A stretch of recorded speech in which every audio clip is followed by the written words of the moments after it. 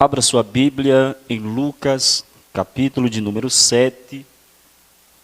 Lucas, capítulo de número 7 e o versículo de número 11. Texto muito conhecido, a epígrafe diz a ressurreição do filho da viúva de Naim. Lucas 7, versículo 11 diz assim: Em dia subsequente, dirigia-se Jesus a uma cidade chamada Naim, e iam com eles os seus discípulos e numerosa multidão. E como se aproximasse da porta da cidade, eis que ia saindo o enterro do filho único de uma viúva, e grande multidão da cidade ia com ela. E vendo-a o Senhor, se compadeceu dela e lhe disse: Não chores. E chegando-se, tocou o esquife, e parando os que o conduziam, dissem: Jovem, eu te mando, levanta-te. Sentou-se o que estivera morto, e passou a falar, e Jesus o restituiu à sua mãe. E todos ficaram possuídos de temor, e glorificavam a Deus, dizendo: Grande profeta se levantou entre nós, e Deus visitou o seu povo.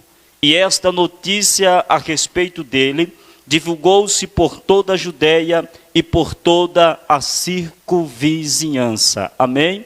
Os irmãos podem tomar assento. Queridos irmãos, o texto que nós acabamos de ler, Lucas, no capítulo 7, fala acerca de uma mulher. Mulher esta que a Bíblia não menciona o seu nome, mas a Bíblia menciona a situação em que esta mulher estivera vivendo. A Bíblia o chama de viúva. Esta mulher, por ser viúva, estava passando problemas e momentos difíceis na sua história.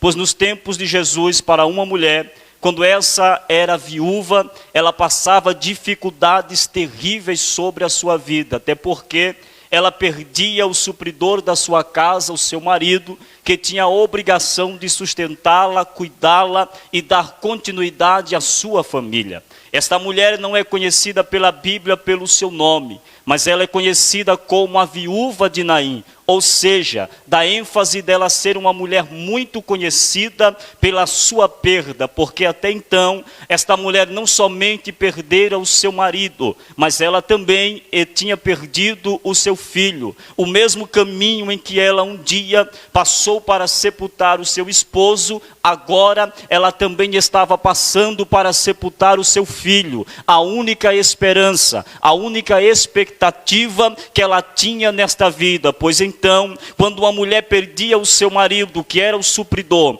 aquele que trazia esperança e proteção para sua casa, a viúva se fiava na vida do seu filho, que este daria continuação a toda a sua casa, toda a sua geração, e este também cuidaria da sua mãe e também da sua família. Quando esta mulher vem a perder também o seu filho, ela está perdendo a esperança, a alegria, os sonhos que ela mesmo construiu, os sonhos da sua família. A Bíblia vai nos dizer que quando dentro de Israel, no Oriente Médio, um cortejo fúnebre ia ser realizado, esse cortejo era dividido em 4 partes, ou seja, 4 grupos de pessoas que era composto, que levaria o morto a ser sepultado no cemitério fora da cidade. Quando este homem, ou esta mulher, ou esta família iria formar o cortejo fúnebre, ele dividia entre 4 partes. A primeira parte era a família que vinha na frente do cortejo fúnebre, ou seja, era na frente do caixão, do esquife, que eles colocavam a mãe, o pai, os entes queridos, os parentes da pessoa que havia morrido, a fim de que estes viessem demonstrar as suas lágrimas e a sua verdadeira tristeza pela perda que eles eles estavam perdendo. O segundo grupo de um cortejo fúnebre eram os jovens que pegavam o esquife ou o caixão, para você bem entender, e estes jovens tinham a responsabilidade, a obrigação de colocar sobre os seus ombros e levar até o cemitério, que não ficava dentro da cidade, mas sim fora da cidade. O terceiro grupo, que era composto em um cortejo fúnebre, era aqueles que iam atrás dos jovens, flautistas, carpinteiras, que iam atrás, chorando, lagrimejando, e também uma grande multidão que ia acompanhando a fim de ajudar na perda, consolar aqueles que teve a sua perda de alguém que morreu. A Bíblia vai nos dizer que esta multidão que ia acompanhando o cortejo fúnebre da viúva de Naim era uma multidão muito grande, mas dentro desta multidão, as carpinteiras, que eram mulheres contratadas pelo governo, que faziam encenação de choro, lágrimas que não era sincera, lágrimas que não era verdadeira, levavam uma tristeza falsa, ou seja, choravam, mas não estavam sentindo a dor da perda. Mas a Bíblia também, no capítulo 7 de Lucas, vai mencionar uma outra multidão, que não estava saindo da cidade de Naim, mas que estava saindo da cidade de Cafarnaum. Duas multidões que depois de um grande acontecimento irão mostrar emoções diferentes. A multidão que está saindo de Cafarnaum e a multidão que está saindo da cidade de Naim. A multidão que está saindo de Cafarnaum é uma multidão que depois do acontecimento da cura do servo de um centurião, está levando esperança, está levando alegria, está levando felicidade e também o testemunho de vida. A outra multidão que está saindo da cidade de Naim é uma multidão que está levando tristeza, é uma multidão que está levando lágrimas e uma multidão que está levando a notícia de que a morte levou e ceifou a vida de alguém. São duas multidões que depois de um grande acontecimento estão mostrando emoções e sentimentos diferentes. A multidão que leva alegria e a multidão que leva tristeza, a multidão que leva a vida e a multidão que leva a morte. A diferença entre ambas multidões está naquele que está na frente da multidão, ou seja, na multidão de Cafarnaum, a alegria é sincera, a alegria é notória, porque quem está na frente daquela multidão é Jesus Cristo de Nazaré, que ao encontrar-se com o servo de um centurião e com o centurião que pede a cura do seu servo, na mesma hora Jesus libera uma palavra e o servo é curado. Na multidão da viúva ou da cidade de Naim, é a viúva que está na frente do cortejo fúnebre, chorando e lamentando a perda do seu filho. A Bíblia vai nos dizer que Jesus, ao amanhecer, no dia seguinte, decide sair da cidade de Cafarnaum para ir em direção à cidade de Naim. E o propósito de Jesus sair de Cafarnaum e entrar dentro de Naim é pela dificuldade, é pelo sofrimento, é pelas lágrimas de alguém sincero, de alguém que está sofrendo, de alguém que está lamentando, de alguém que está com sentimento de perda no seu coração. Os historiadores afirmam que cerca de 40 a 47 quilômetros, Jesus vai sair de Cafarnaum para ir à cidade de Naim, pelo somente propósito, levantar, ressuscitar e restituir novamente o filho da viúva de Naim. Eu já quero abrir um parênteses aqui nesta tarde para te dizer, não importa a distância do teu problema, não importa o tamanho do teu problema, não importa o tamanho da dificuldade que você esteja enfrentando, talvez para os seus olhos humanos seja difícil e impossível, mas eu vim aqui nesta tarde para te dizer, Jesus vai romper a distância que for preciso, Jesus vai romper o tamanho que for preciso para te dar a sua vitória, para fazer um milagre na sua vida. Jesus vai andar um dia inteiro a pé para chegar até a cidade de Naim, só para restituir de volta a vida daquele moço, só para restituir de volta aos braços da mãe o seu filho que ela tinha perdido, porque para Jesus não há distância distância. Para Jesus não há o tamanho de um problema que Ele não possa resolver, porque para Ele nada é impossível. Talvez para você está sendo muito longe, muito distante, o problema tenha sido muito grande,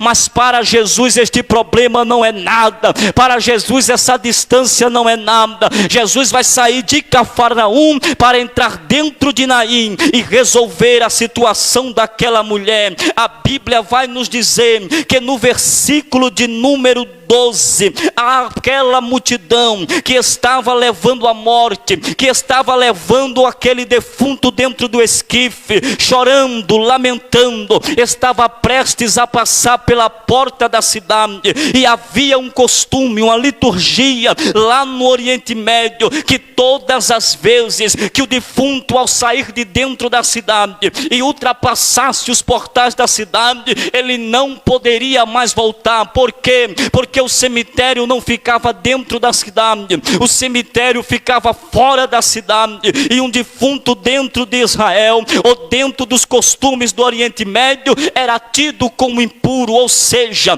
uma vez que ele ultrapassasse as portas, uma vez que ele ultrapassasse os portais, eles não poderiam mais voltar para dentro da cidade. Mas o que eu acho mais lindo, o que eu acho mais interessante, é que Jesus chega antes das portas se fechar, ele chega antes dos portões se fechar. Quando aquela viúva, quando aquela mulher, olhando e fixando seus olhos nas portas da cidade, nos portões da cidade, olhava e dizia no seu coração: quando eu ultrapassar essa porta, não vai haver mais solução de retorno, não vai mais haver solução de retornar para dentro da cidade com meu filho. Aquela porta é a única esperança, é a única expectativa. De repente, antes da porta se fechar, Jesus aparece naquela porta. Jesus se apresenta com a nova multidão. Jesus se apresenta com um grupo de pessoas que levava vida.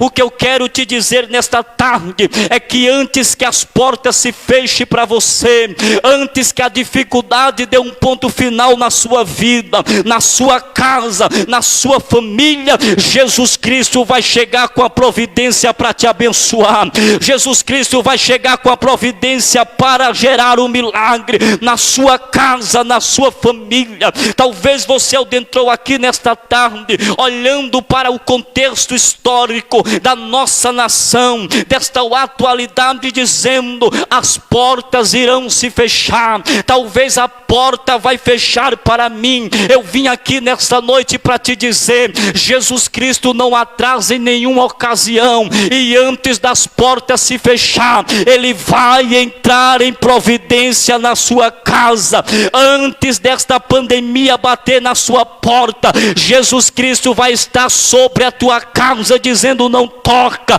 não entra, está lavado, está remido pelo sangue do Cordeiro. Antes que as portas se fechassem, a multidão que seguia Jesus está levando vida. Eu vim aqui nesta tarde para te dizer: nós somos a multidão que leva alegria, nós somos a multidão que leva vida, nós somos a multidão que leva esperança, nós somos a multidão que leva a porta de escape, nós somos a multidão que levamos o dono da vida, que levamos o nome do Todo-Poderoso. Nós somos a multidão que quem vai na frente é o Senhor dos Exércitos, o leão da tribo de Judá. Enquanto tem uma multidão levando morte, a igreja leva vida.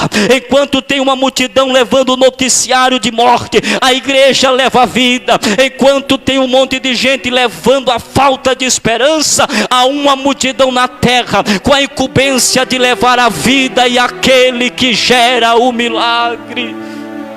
Antes das portas se fechar, Jesus se aproxima daquela porta, e a multidão que está sendo direcionada por Jesus vai barrar, vai interromper a multidão que levava o esquife de sair da cidade. Agora eu quero conjecturar com você nesta tarde. Imagine comigo aquela mãe que está na frente do esquife, olhando para aquela multidão, e no seu pensamento, quem sabe, se passava o seguinte pensamento: talvez esta multidão que está vindo vindo aí veio para ajudar no cortejo fúnebre. Talvez os jovens que levavam esquife olharam para os discípulos, olharam para os homens que iam com Jesus e diziam: agora nós vamos descansar um pouco, os discípulos vão nos ajudar a levar o esquife. Quem sabe a multidão que está atrás, aquelas carpinteiras que choravam seu choro falso, dizia: lá vem mais uma multidão para chorar juntamente conosco, para fazer barulho juntamente conosco, enquanto a mãe do menino está dizendo no seu pensamento: esta multidão vai me ajudar a chorar. A Bíblia diz que Jesus olhava para ela e via o sofrimento dela, e quando Jesus vê o sofrimento dela, a Bíblia diz que Jesus tem compaixão por ela. Deixa eu te dizer uma coisa aqui nesta tarde: o olhar humano é diferente do olhar de Deus. Enquanto tem pessoas que olham para mim, para você de uma forma, Jesus Cristo está olhando de outro. Enquanto a multidão que estava seguindo o cortejo fúnebre olhava para aquela mulher e dizia: o que será dela? Já perdeu o seu marido, agora perdeu o seu filho, ela vai ficar jogada nas praças, ela vai andar mendigando nas ruas da cidade de Naim. Jesus Cristo vinha olhando para ela e dizendo: não chora, mulher, não chora, mulher, não chora, mulher. Enquanto a multidão lá atrás dizia: chora, grita, não tem mais jeito para você, Jesus Cristo olhava para ela e dizia: não chora, mulher, eu vim trazer a restituição, eu vim trazer um milagre para a sua vida, eu vim restaurar o que você perdeu. Enquanto o mundo inteiro está dizendo que acabou, Jesus Cristo está dizendo: eu sou a solução para a sua vida, eu sou a solução para a sua casa. A mulher está pensando que Jesus vai ajudar a chorar, e Jesus toca no ombro dela e diz: não chora, mulher, não chora, porque a solução do teu problema chegou. A Bíblia diz que ele se aproxima dela e exclama em alto e bom som: não chora, porque a alegria acabou de chegar na sua vida.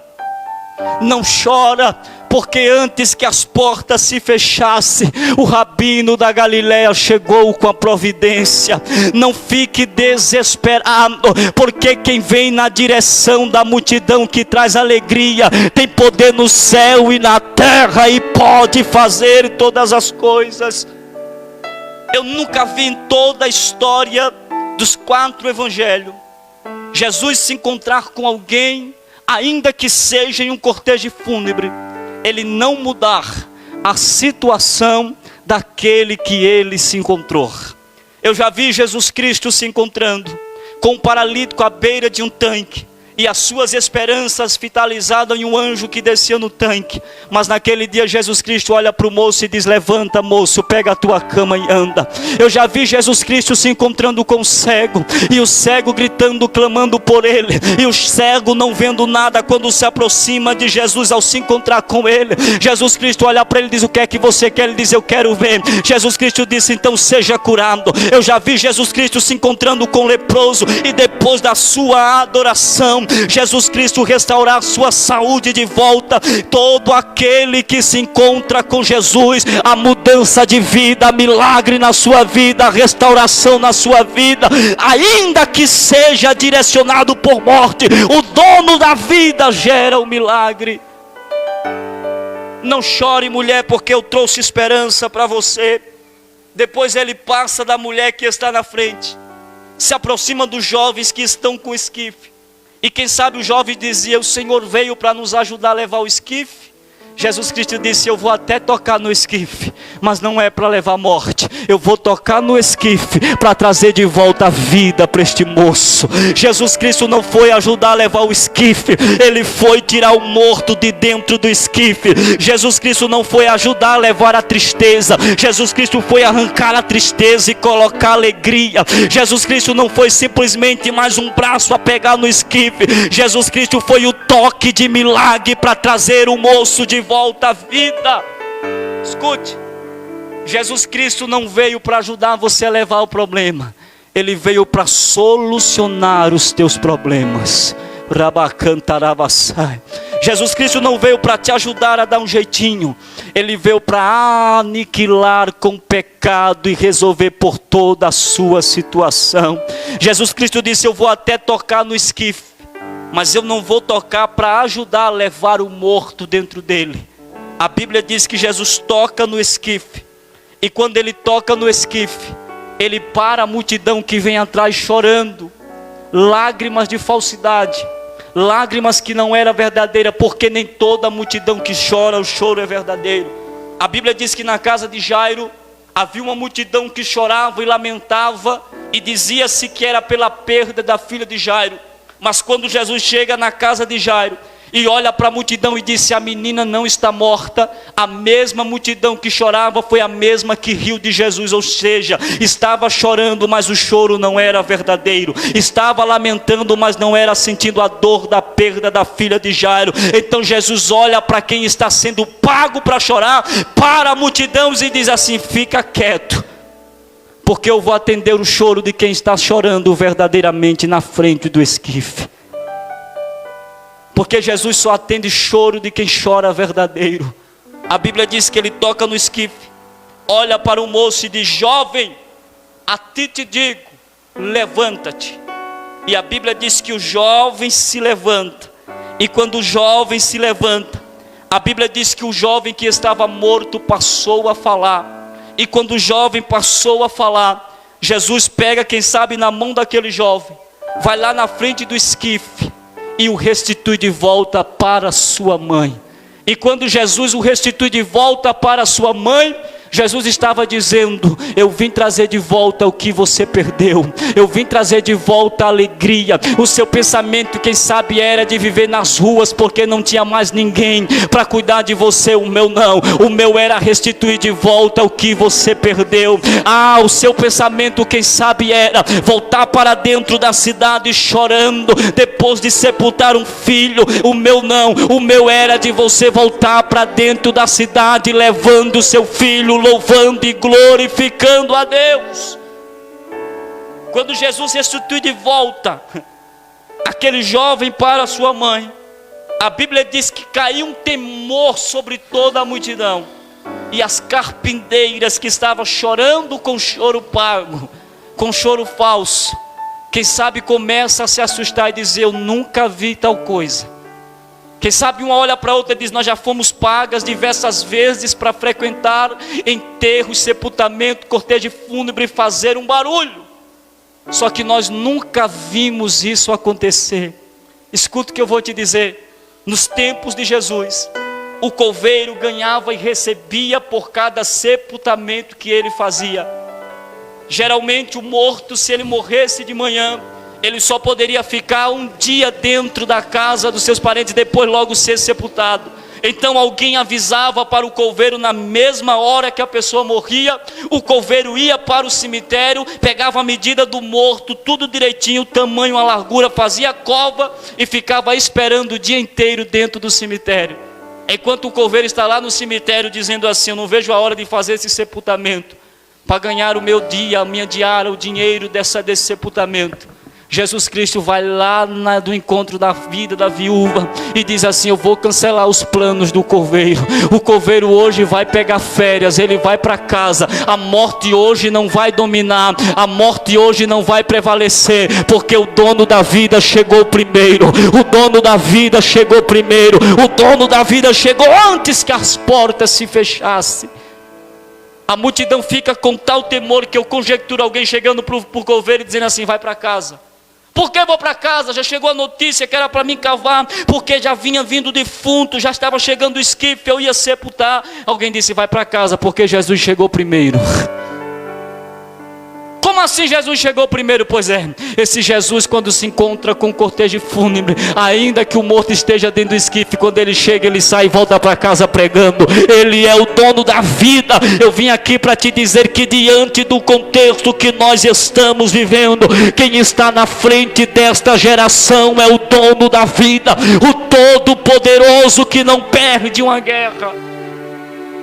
A Bíblia diz que neste momento que veio o temor sobre a multidão, Jesus, Deus visita o seu povo de tal modo que o povo olha para a situação e disse: se levantou um grande profeta entre nós.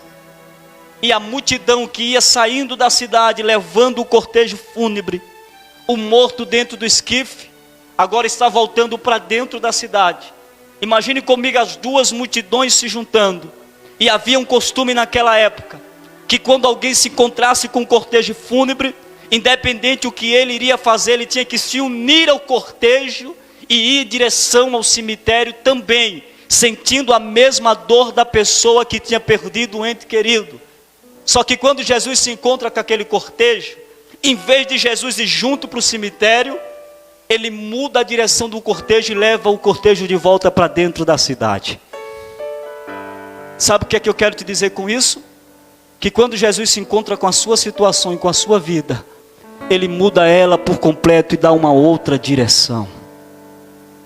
A mesma multidão que ia saindo dizendo morreu, foi a mesma multidão que agora volta para dentro da cidade dizendo Jesus Cristo trouxe de volta. E o problema da viúva, a perda da viúva, as lágrimas da viúva serviram para toda a Judéia, todas as cidades, para toda a circunvizinhança olhar e sentir temor, e o nome de Jesus ser divulgado por todas elas. O que eu quero te dizer é que esta situação que está acontecendo, a situação que você está vivendo, o problema que você está enfrentando tem um propósito: Jesus Cristo ser glorificado na sua vida, Jesus Cristo ser glorificado na nação, Jesus Cristo ser glorificado por onde você contar.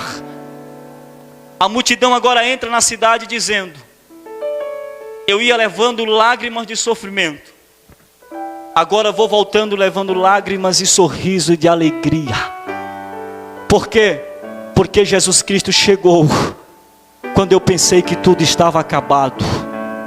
Porque Jesus Cristo chegou quando eu pensei que iria perecer. Porque Jesus Cristo chegou quando eu pensei que era o ponto final. E o teu problema? O meu problema, Jesus Cristo está sendo glorificado sobre ele. Todo mundo batia no ombro daquela viúva e dizia: o que aconteceu? Ela dizia: pois é, Jesus chegou e se encontrou com o enterro, se encontrou com o cortejo e disse: acabou para a morte, porque o dono da vida chegou. Alabantaracalabadaria séria. Escute, tudo que você vive, tudo que eu vivo, há um propósito: Jesus Cristo ser glorificado na minha e na sua vida. Você já percebeu que Jesus Cristo chegou exatamente na hora que ela ia passar pelos portões? Alguns historiadores afirmam que ela estava entre 10 a 15 minutos de ultrapassar os portais. Alguns historiadores afirmam que foi o tempo necessário de Jesus sair de Cafarnaum e chegar em Naim. Sabe o que é que eu quero te dizer? Que Jesus nunca se atrasou. Jesus tem a hora certa, o momento certo e o jeito certo de entrar em providência na sua vida. Alguém olhou e disse: por que Jesus não veio quando Lázaro estava enfermo? Jesus disse: eu só vou na hora certa. No momento certo, Jesus Cristo vai entrar em providência na sua causa. Mas ele está demorando, irmão André. Fica tranquilo, ele não atrasa um segundo, ele não atrasa um minuto, ele não perdeu o controle da situação. Antes que as portas se fechem, ele vai trazer um milagre sobre a sua vida. Eu quero orar com você neste momento. Se você pode, feche os teus olhos, curve a tua cabeça.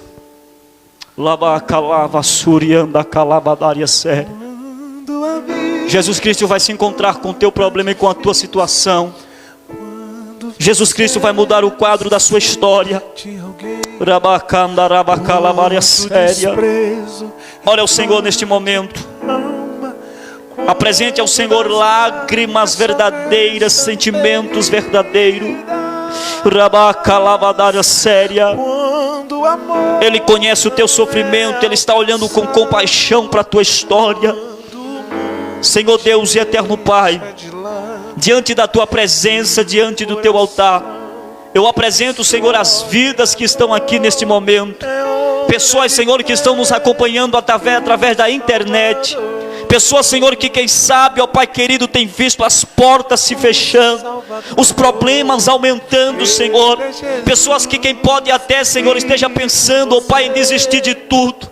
Pai querido, assim como o Senhor entrou em providência na vida desta mulher, ó Deus, antes que as portas se fechassem, o Senhor chegou no momento certo e na hora certa. Entre em providência na vida deste homem agora, entre em providência na vida desta mulher agora, onde estiver, Senhor, alguém chorando, clamando, pedindo, suplicando, Senhor, clamando o teu nome, entre em providência agora. Cura, Senhor, de toda a enfermidade, ó Pai.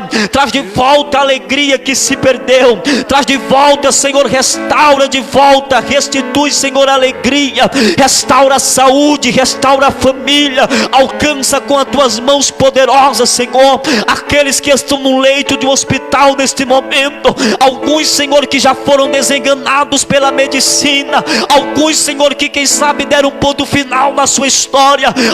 Deus eterno, entra em providência agora. Mostra o teu poder, entra em providência com milagre, para a glória do teu nome. É o que nós te pedimos, em o nome de Jesus.